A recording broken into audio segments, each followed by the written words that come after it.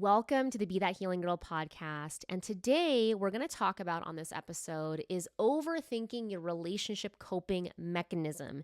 Do you go to overthinking the moment the vibes are off faster than you go to the fridge the moment you have big feelings and want to eat a whole pint of ice cream?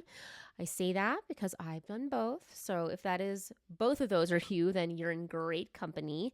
But if you, with overthinking, and you tend to just, the moment you feel like the vibes are off or there's a delay in text, that you save a bunch of social media posts. You're going into TikTok or going into Instagram and searching anxious attachment. What do I do in texting? Or you have a bunch of tabs open in your Google search around what is anxious attachment and what does it mean? And I say all these things because, first of all of y'all tell me, and I've also done this myself, but if that is what you tend to do and nobody can get in your way of you searching on Google and looking and scrolling, then this episode is going to really land for you. And if this episode's landing for you, another thing to know is that in the Healing Girl Gang, the entire month, this month, is about when you have this intelligence and you have a clear understanding about your symptoms, but nothing is really changing, then this month is going to really hit for you, again, with the master classes, implementation days, practical tools, all the things. But we're diving much, much deeper in the tangible process to actually stop that. But I want to give you the overview and also the next episode that's coming up. Make sure if you haven't subscribed to do that. We're going to talk about explaining the triggers. Like maybe you can explain your triggers really well. You can explain your symptoms really well, but nothing is changing. Nada. You're still spiraling. Then the next episode is going to really resonate. So let's dive into it. My name is Claire, and I'm a relationship coach. I love helping high-achieving, high-performing girlies that, and your resume can show that, you are doing so well out there on paper in the world, right? Your friends, your family are like, oh my gosh, you're so amazing. Your boss loves you, and you're getting the raise, you're getting the promotion, you're killing it at work. But somehow, even though you have so much success on paper, inside you are really struggling with feeling anxious with a good partner. Now, if that is you, then you're in good company, and this episode's going to land. And also, if you're enjoying this episode or any other episode, hitting the 5 stars means so much.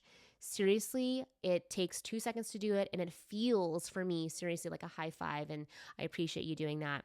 And if you're on Apple, you can leave a written review as well. So one thing that I was thinking of, and I just can't help but pull my one-on-one clients into when I create these episodes, but I want to flex a little bit because she's actually been on the podcast, so I can say her name, Seth and Autumn, so incredible. And one thing that I saw from her, not just in the Healing Girl Gang, but in our Voxer together, our one-on-one exchange, but I also noticed from her, and I just want to flex that she is such an applicator.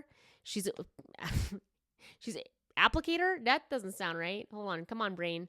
She's able to apply the concepts and put them into practice so well. And it's so cool because she is a one-on-one client. She's also very involved in the Healing Girl Gang, and watching her apply the actions in real time. And in the Healing Girl Gang, I don't get it as in depth with one-on-one clients, obviously, but it's so cool to see her put the things into practice where her coping mechanisms are totally different, where she also already had a kind of a great practice. She does Reiki, and she's got a pretty busy job as a really high-level nurse, but it's really cool to watch her work through her and develop new ways and strategies to work through her long distance relationship. And it's complicated because he's got kids and work and stuff like that, but really watching her put into practice these tangible items and watch her transformation where she's literally able to see the trigger come up, to chew it and not make it mean something about her and the relationship. And it's kind of cool because we had a pretty big breakthrough recently in this past month, and I just want to just give her all the props because I just get to be the guide. It's pretty cool. Like she's doing all the work, and it's really amazing to see her come out of those triggers feeling more grounded, feeling more calm, feeling more secure, not pushing a good person away, and it's really beautiful to watch. So, good job, girl. All right. So, let's talk about relationship coping mechanism. And when I was I would say the biggest trigger, and this is not necessarily relationship oriented because we worked through it, but I wanted to share this story because even when I was in the spiral, I was like, oh shit, this is me going to overthinking as a way to feel better. So if you didn't know, not too long ago, Craig and I embarked on a huge adventure where we lived in an RV for 3 years.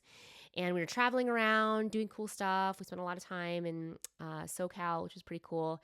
And this one day, I decided to take the e-bike and go to this cool coffee shop and go to the beach after and just let myself enjoy beautiful weather. And I come home and Craig's like, where are the keys? And when he said, where are the keys? He meant the keys for like everything, our truck, the trailer, like literally everything that you could name was like on this keychain. And my face drained. I turned white and I realized that either I had totally lost the keys or they were at the coffee shop that I was at. I don't want to spoil it, but so I am in full freak out mode, right? And I am thinking about, oh my gosh, we're like retracing my steps and I'm going to the coffee shop, which was closed. Of course it was, because it was at that point 6 or 7 o'clock at night. Went to the beach, I was looking in the sand, and I was in full blown overthinking mode. All I could do when we got back was search on Google, right?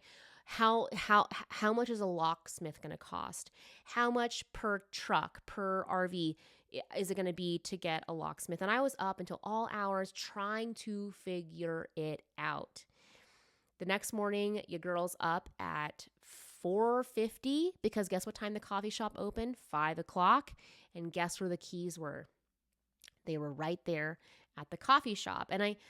And while that might sound like it's not like what you're experiencing, it 100% was. In that 12, 16 hours, I literally was saying to myself, oh, I know this feeling. I know exactly what's happening. You may as well just replace I lost RV keys with he hasn't texted me to ask me about da-da-da-da-da. And I'm looking at his Instagram, I'm looking on Facebook, whatever. And I could just feel that spiral. And don't get in my way of trying to figure out the locksmith. Like, don't get in my way of trying to snoop and find. And I'll even admit this, okay? I've not admitted this in public, or really, quite honestly, just out loud. But one of the boyfriends that I was with, like, I should have really listened to my spidey sense, but that's literally a whole different topic inside the Healing Girl Gang. But my intuition, and I drove by his house. Not proud to say that, not proud to say it, but it's true. And couldn't convince me otherwise that was the only way to figure out what was going on. So when I'm saying this for full exposure and vulnerability, that I get it. I really get it when that overthinking and that spiral feels like, okay, I have to do this. Like, when it came to looking at the locksmiths and like doing a deep dive of how much it's going to cost us and like making a spreadsheet, I am telling you, you could not have stopped me.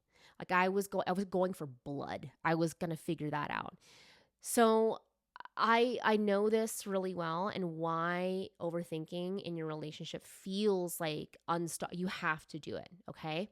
So let's get into it. The first piece is understanding that you are getting dopamine. Dopamine, if you have a phone and you have social media, you know the power of dopamine. And dopamine, in the sense of overthinking in the relationship, is like this: when you have a desire to figure it out, when your desire is coming from a place of fear to figure out what's going on, your brain gets basically a mental reward, right, from the mental work. And really take a look at the last time this happened for you. Like, it feels good. Honestly, after we're afterwards, it would feel like a relief, like a big, like a big let go of like, okay, I did the research, right? And that's because your brain is getting a mental reward for the mental work. It's getting dopamine. And it does feel like a sense of relief from trying to get certainty from the uncertain, right? So literally it can feel like you're getting a sense of relief from it. So and if you don't believe the power of dopamine, talk to me after you've done a week without your phone.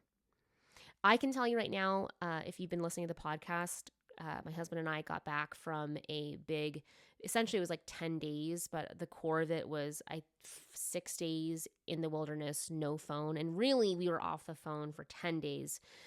I cannot tell you, I mean, I will tell you right now, it was unbelievable to me. In fact, when I got back, I was scared to pick up my phone. I was like, oh my gosh, it's so addictive. It is so highly addictive. So that's the power of social media, right? If I were to tell you don't scroll tonight, what would your reaction be? Like, no way, got it. I'm going to treat myself, right? I know all that, guys. So you're getting dopamine. Dopamine's really powerful. So that's why it's a bit of a coping mechanism. We want to feel good. And dopamine feels good until it doesn't feel good. Ask how do I know it doesn't feel good? Ask yourself the last time you scrolled to find the bottom of the feed, which you can't. Did you feel good afterwards? 5 hours later? You didn't. You didn't feel good. It's like 5 hours went to a void. All right.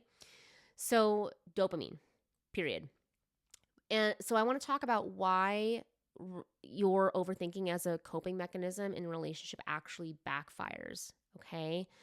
So if it's your mechanism, if it's what your go-to, there are some major backfiring. There's a backfire that you need to know about. Well, two of them.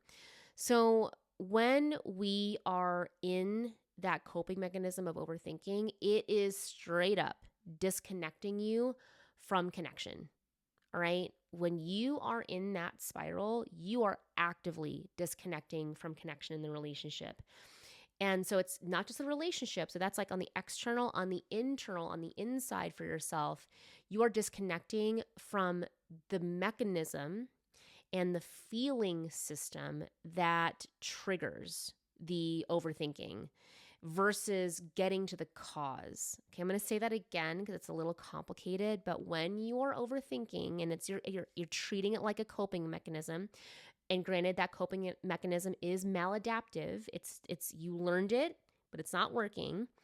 So when you're doing that and you are actively not going into the feeling system, because your logical brain and your feeling system are two different things. So you're disconnecting from that feeling system that triggers the overthinking versus going to the cause. So when you are, this is like going to the fire alarm to stop the beeping, but then your kitchen's on frickin' fire, right? You want to go to the cause. So that's why it backfires. The second reason why it backfires is that it creates problems when there are none. And I should say this more often, but a lot of what I talk about is lovingly, you are the drama. Okay. You are probably the problem. And if you can swallow that, then you're in good hands here. And when we are overthinking or overanalyzing, we're getting granular with little things, we're making little things really massively big, we create problems when there are none, right? And when that happens, we actually are creating a self-fulfilling prophecy in our own hurricane. If we're kind of spiraling in our own tornado, our partners will pull away, right? In fact, if you listen to the last episode, the Q&A was around this gal feels like, and her partner literally told her that I don't feel like you trust me. Ask yourself this: would you want to be with a partner that is constantly questioning you? Not really. Like if you're like me, I'm a big yuck to that. No, I want to be with a partner that fully trusts me. So if we want that from our partner, we have to be that. And so with a self-fulfilling prophecy, when we're in our own spiral, we cannot get closer, right? So it's like we try to overthink because it's a maladaptive behavior. It's how we're trying to cope with things, but it's so isolating and it's disconnecting. And then that's like on the internal landscape. On the external, if you are in that constant freak out, your partner, even the best and well-meaning ones, they're going to feel disconnected from you, right? And if you want to find something wrong in a relationship, I guarantee you can find it. Straight up. If you want to make something a big deal, no relationship's perfect. You will find something. So those are just important pieces on, yes, this is a coping mechanism, but it's maladaptive. It's a maladaptive behavior. And again, it's like going towards the smoke alarm versus going to the cause of the fire. So that's what I have to say about that. We want to go to the cause.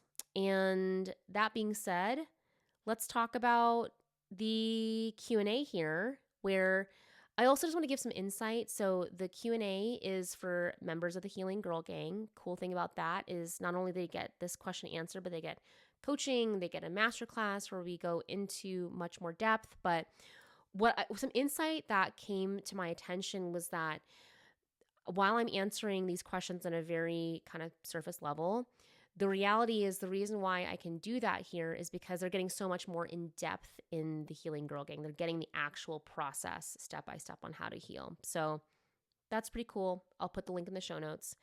Okay, Autumn, who I love. Autumn, also gonna flex you, girl. You have been really showing up. And I think your last statement from the last training was, yeah, I've had like no overthinking, and your overthinking has significantly decreased. And I just want to say it's because you've been showing up for yourself. Period. Like, I just want to say that the process I teach is really actually pretty simple. You just have to do it. So good on you. All right. Autumn says, we were out at a country concert a few weeks ago, and the opening band was doing their last number. The singer went around and introduced all of the members of the band. I don't know why it set me off, but when I saw my boyfriend cheer for the female guitarist more than the other guitarists, something set me off. And it took me almost an hour to come around. He knew exactly the moment that upset me and why. We were able to talk about it and get through it. I was triggered by a previous situation, but should something like this happen again, I need better tools to deal with it quicker. I didn't want to pull him aside in the middle of the concert to talk about this, but it also created an hour of discomfort for both of us. So I just want to say, first of all, I feel like I've answered this question before, and I can't tell if this was on a call, but I'll happily answer it again, or maybe this was like a default. But so I think the important thing here is why did you feel that was a threat? Okay. So why did you feel that some person that your boyfriend was cheering for is a threat, right? That somebody else is getting attention. And the question and the inquiry that I would invite for you is, where do you feel like there's not enough? And a lot of times if we feel like they're not giving me enough, it's usually a reflection, or the invitation could be about, where do you feel like you are not enough? And I say this because this happened to me. It was kind of weird. So in my 20s, I had a really not good history of what I would call monkey barring in relationship. I was so scared of being alone and being abandoned that I'd break up with somebody and be in another relationship literally the next day. This happened all through my 20s. And when I was in that mode of operation, and I would kind of just go from one relationship to the next, it was, and as each breakup conversation over the course of 10 years, there's 3 guys that I had dated, it was so interesting because the first guy said, oh, well, I just feel like I'm not doing a good enough job for you. Like, I'm not a good enough boyfriend. And that first time I was like, hell yeah, you're not. I'm going to find somebody else. Second guy said the same thing. Like, I just feel like I'm not good enough for you. I'm like, I'm not doing a good enough job. And that was, at that point I was like, well, that's weird. Like, they don't really know each other, but why are they saying it? And by the third breakup, years later, I was like, holy shit. there's a common denominator. And now looking back, just going to say that it was pretty obvious where I was projecting. I was my own not enoughness at that point in my life. I was basically raking any boyfriend over the coals and projecting my not enoughness onto them. And so no wonder there's a common denominator between all those three breakups. And hopefully you don't have to go through that experience like I did around having that reflection so clear to me that, wow, I feel like I'm not enough. And I'm just making my boyfriends feel like they're not enough because actually that was my own insecurity. So I this all kind of goes back to, where do you feel that there's scarcity? Where do you feel like there's not enough? Because when you really feel safe and secure, you have no problem knowing that, sure. I mean, one of the fun things that Craig and I do, and this is going to sound so weird, and maybe we can do a little segment the next time he and I do an episode together, but we play FMM, Kiss, Murder, Marry. And we do it with like literally people we know, people we don't know, people that we're close with. It's the most fun. And we have different variations of it too. It's super fun. And I don't have any charge around it because I feel so secure within myself. I feel so safe that I have no problem hypothetically talking about, like, who are you attracted to? That's not a big deal.